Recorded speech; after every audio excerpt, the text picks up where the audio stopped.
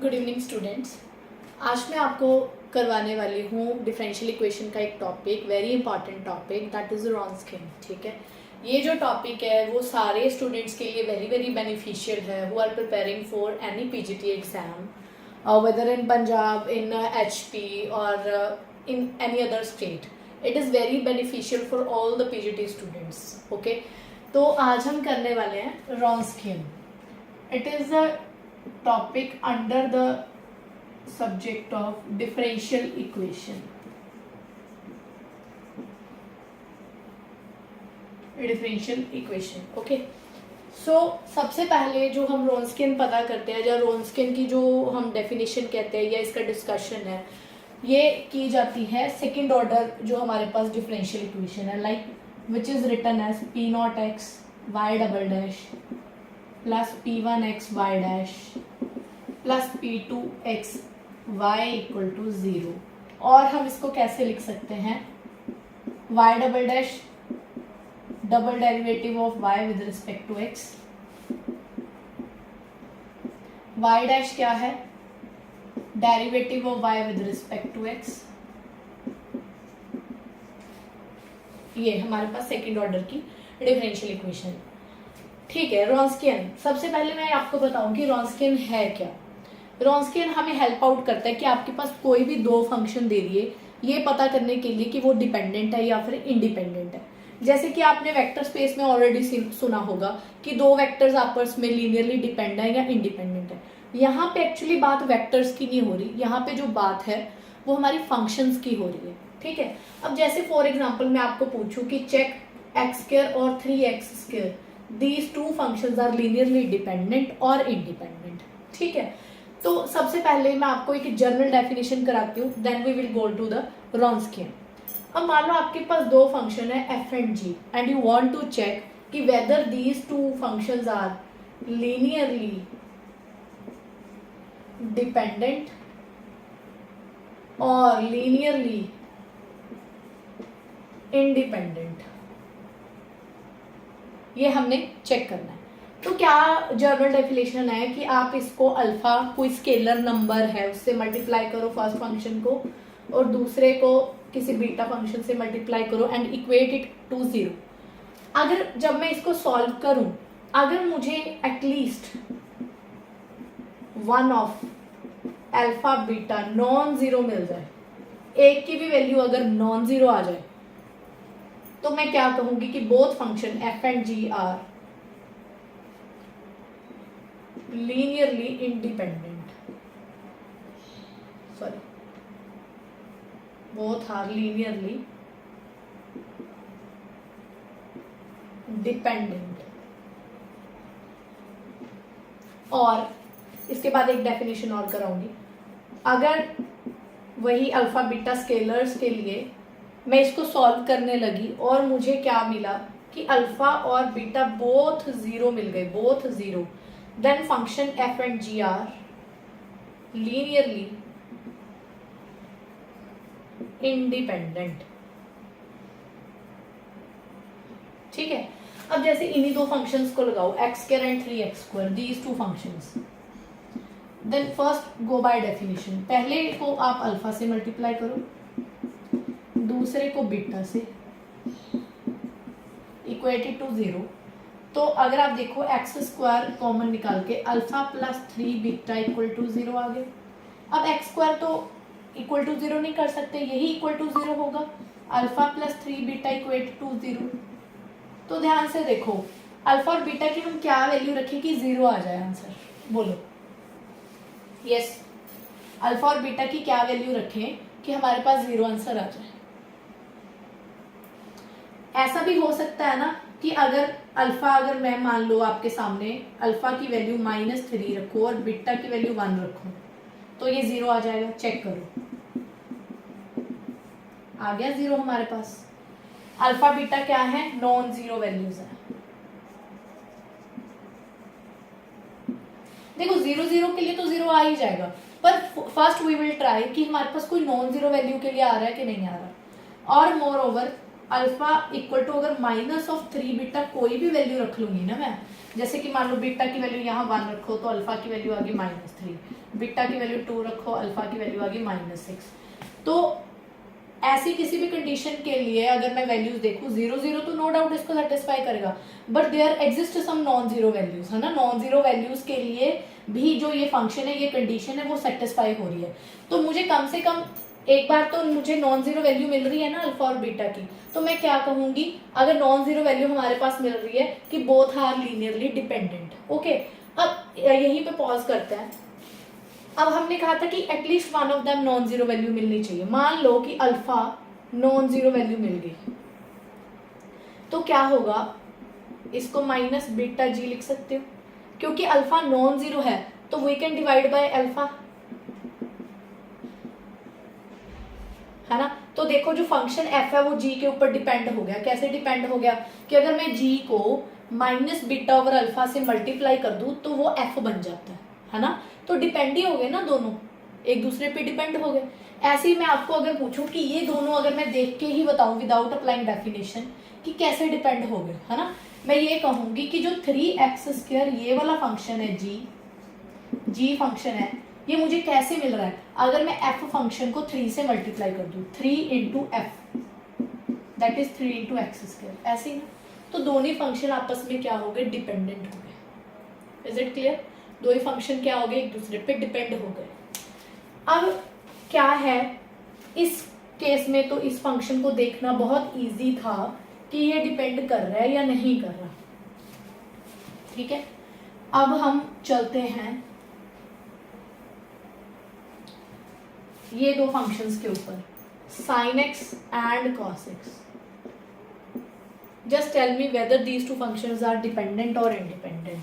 अगर आप इस पे अब अल्फा बीटा वाली डेफिनेशन लगाओगे तो आप किसी कंक्लूजन पे नहीं आ सकते। एक तो यहाँ पे इंटरवल नहीं दिया कि किस इंटरवल पे देखना है कि x की वैल्यू क्या क्या है। मोर ओवर आप किसी कंक्लूजन पे नहीं आ सकते बाय जनरल डेफिनेशन। ठीक है, तो वहां पे अब हमारा रॉन्स्कियन की डेफिनेशन काम आएगी। ओके, तो देखो जैसे कि एक एग्जांपल बताती हूँ। मान लो एक आप हमारे पास डिफरेंशियल इक्वेशन है y डबल डैश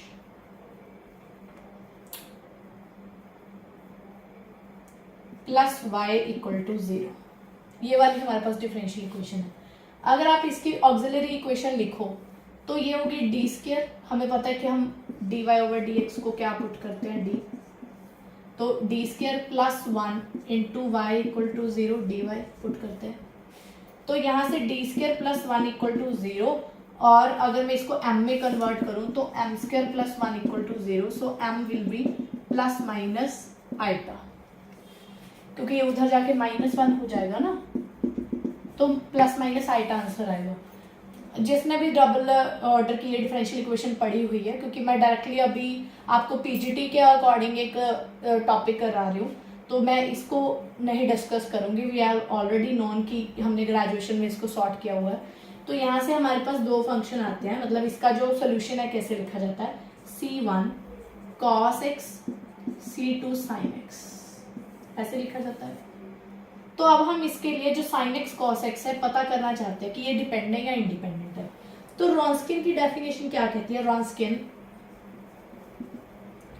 कि मान लो ये आपके पास फंक्शन f1 है, ये f2 है, तो f1 f2 फंक्शन लिखो, उनका एक एक बार डेरिवेटिव कर दो, दिस इज द रॉन्स्कियन। ठीक है, अब आप पता करो cos x sin x, लिख दिया f1 f2 की वैल्यू, इसका डेरिवेटिव माइनस sin x, इसका डेरिवेटिव cos x, तो ये आ गया मेरे पास cos² x, डिटर्मिनेंट सॉल्व किया, minus of minus sin² x, तो प्लस sin² x हो गया।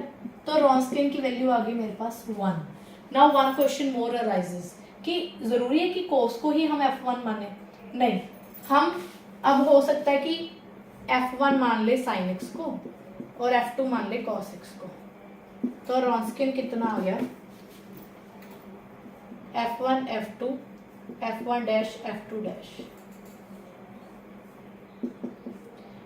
sin x over sin x cos x, sin x का cos x का माइनस sin x। अगर आप इसको सॉर्ट करोगे तो you get minus sin² x minus cos square x equal to -1 answer आ गया। और पेपर में मान लो आपको रॉन्स्कियन पूछा गया हो यही दो फंक्शंस का कि रॉन्स्कियन कितना आएगा, अगर वहां पे 1 प्रेजेंट है तो आप इसको टिक करोगे, -1 प्रेजेंट है तो इसको टिक करोगे। अगर दोनों ऑप्शंस गिवन है तो वो रॉन्ग क्वेश्चन कंसिडर किया जाएगा, ठीक है। तो बोथ आर द रॉन्स्कियन की वैल्यू है for the function sine x and cos x, ठीक है। रॉन्स्कियन हमने निकाल लिया। हमने क्यों निकाला रॉन्स्कियन, वेरी इंपॉर्टेंट, यहाँ पे हमारे पास फॉर एनी टू फंक्शंस की बात कर रही हूँ, फॉर एनी टू फंक्शंस, कोई भी दो फंक्शन अगर हमारे पास रैंडम आ गए तो उसके लिए रॉन्स्कियन की क्या एप्लीकेशन है कि इफ हमारे पास एफ एंड जी डिपेंडेंट हैं फंक्शन, तो पक्का उनका जो रॉन्स्कियन है वो 0 आता है। मोरओवर अगर किसी का रॉन्स्कियन नॉन जीरो आ रहा है, जैसे कि इस केस में अगर रॉन्स्कियन मेरा नॉन जीरो आ रहा है तो जो एफ और जी फंक्शन है are linearly independent, linearly independent. अब जैसे इस केस में ही आप ऑब्जर्व करो, यहाँ पे रॉन्स्कियन की वैल्यू क्या है मेरे पास 1, यहाँ पे रॉन्स्कियन की वैल्यू क्या आई है -1, तो वही रॉन्स्कियन मेरा क्या आ गया नॉट इक्वल टू 0। तो यहाँ से डायरेक्टली क्या बोल सकते हैं कि f and g functions are linearly independent, that is sin and cos x functions are linearly independent. So this is a very good application of the Wronskian, ठीक है।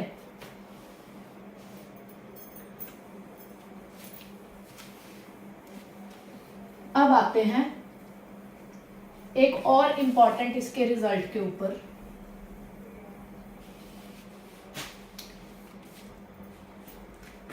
मान लो यही हमारे पास इक्वेशन है,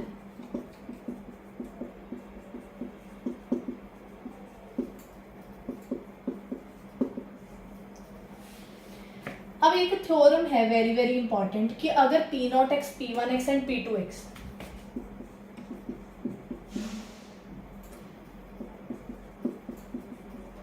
अगर these function don't vanish anywhere on domain, मतलब कि ना ये 0 नहीं होने चाहिए, 0 नहीं बनने चाहिए। जैसे कि फॉर एग्जांपल यही वाली ले लो जो मैंने अभी आपको दी थी, y double dash plus y equal to 0, P0 की वैल्यू कंपेयर करो 1 है और P2 की वैल्यू क्या है मेरे पास 1 है, ये कहीं पे भी वैनिश नहीं कर रही ना, for any value of x it doesn't vanish. तो ये हमारे पास एक अच्छी इक्वेशन है। इसके लिए क्या रिजल्ट है वो मैं आपको बताती हूँ। मोर ओवर अगर मैं आपके सामने ये वाली डिस्कस करूं, ये वाली इक्वेशन देखो, फॉर x इक्वल टू 0 ये वैनिश हो रहा है, तो उसके लिए जो अभी मैं कमिंग रिजल्ट है वो वैलिड नहीं है, ठीक है। इसके लिए कौन से जो हमारे पास रिजल्ट वैलिड हैं, जैसे कि आपने पिछले वाले में ऑब्जर्व किया होगा, मैंने लिखा था if f and g function are dependent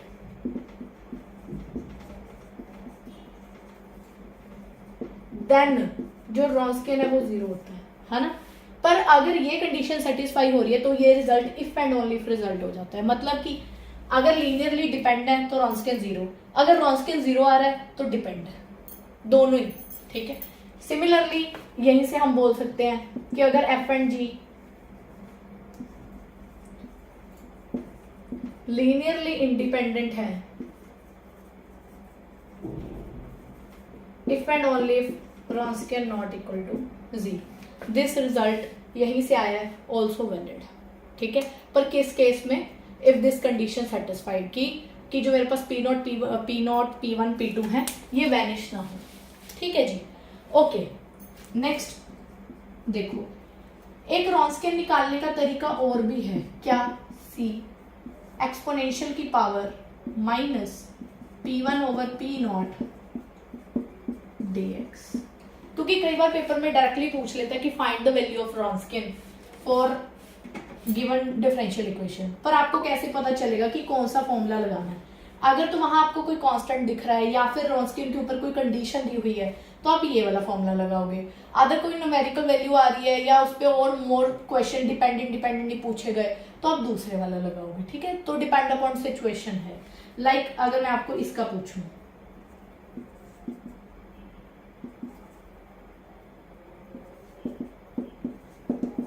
कि इसका आप रॉन्स्कियन निकालो।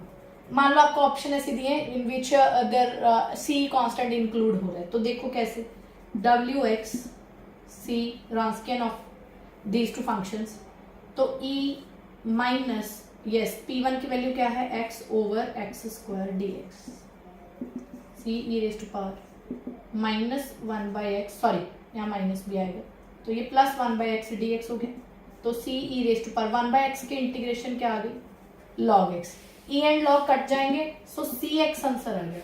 तो रॉन्स्कियन इस केस में क्या आ गया, कांस्टेंट मल्टीपल ऑफ एक्स।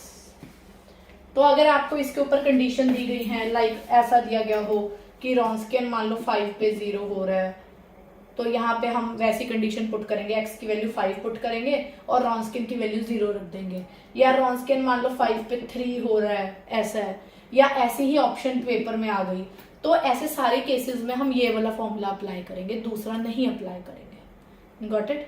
तो रॉन्स्कियन का यही फायदा है कि या तो पेपर में डायरेक्टली वेरी वेरी इंपॉर्टेंट ये वाला क्वेश्चन पूछा जाता है, या फंक्शंस की डिपेंड और इंडिपेंडेंट के बारे में पूछा जाता है, तो हम फिर रॉन्स्कियन के यही दो फॉर्मूलाज का वाइडली यूज करते हैं। ठीक है, नेक्स्ट जो और इंपॉर्टेंट इसके ऊपर रिजल्ट है,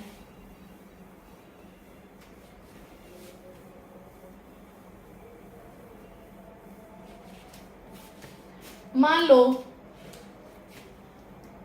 कि जो हमारा रॉन्स्कियन है इज 0 या vanishes for some value of x, for some value of x, तो क्या रिजल्ट है कि जो रॉन्स्कियन है वैनिशेस वो 0 बन जाता है एवरीवेयर, एवरीवेयर मतलब ऑन द डोमेन। जैसे एक क्वेश्चन बहुत फेमस पूछा जाता है कि मान लो W denotes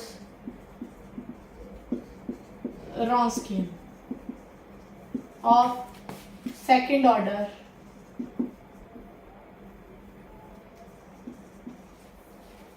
differential equation and Wronskian की वैल्यू 5 के ऊपर 0 है, तो क्या होगा, फर्स्ट कि रॉन्स्कियन की वैल्यू 3 के ऊपर 5 आएगी, 3 के ऊपर 6 आएगी, रॉन्स्कियन की value x equal to 0 for all x हो जाएगी, या रॉन्स्कियन 5 पे 9 आएगा। तो मैंने आपको भी क्या कराया कि अगर रॉन्स्कियन की वैल्यू किसी एक पॉइंट के लिए 0 हो रही है तो हर जगह ही 0 हो जाएगी। ठीक है, अब यहाँ पे क्या बोल रहा है कि 3 पे 5 हो जाएगी, मैंने आपको क्या कहा कि हर जगह ही 0 हो जाएगी, तो अगर 3 पे पूछा तो यहाँ पे भी 0 वैल्यू आनी चाहिए थी, 3 पे पूछ रहा है तो 0 वैल्यू, 5 पे पूछा तो यहाँ पे भी 0 वैल्यू, ये तो ऑलरेडी गिवन है। तो यहाँ पे क्या कह रहा है कि सारी x की वैल्यू के लिए रॉन्स्कियन 0 होगा, so this is the correct option.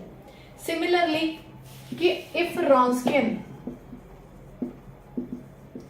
Is non zero, मान लो किसी एक वैल्यू के लिए नॉन जीरो आ गया for any x, then it become non zero for all value of x, x की हर वैल्यू के लिए वो क्या हो जाएगा, नॉन जीरो हो जाएगा। ठीक है जी, तो ऐसे करके इसी के ऊपर डिटो ऐसे इंपॉर्टेंट क्वेश्चन पूछे जाते हैं पीजीटी एग्जाम्स में ऑन द रॉन्स्कियन, या तो डायरेक्टली वैल्यू पूछी जाती है या फिर ऐसे करके उसके ऊपर जो इसके रिजल्ट्स बेस्ड हमारे पास क्वेश्चंस आते हैं। जैसे कि एक और इंपॉर्टेंट रिजल्ट है, मान लो हमने किया था ना कि रॉन्स्कियन क्या है, एफ जी, इसका डेरिवेटिव ये। कॉमन जीरो का मतलब समझते हो, मान लो कि एक आपके पास एफ फंक्शन है, ठीक है, और एक आपके पास जी फंक्शन है, जस्ट सपोज कि ये एक्स है and it is x square.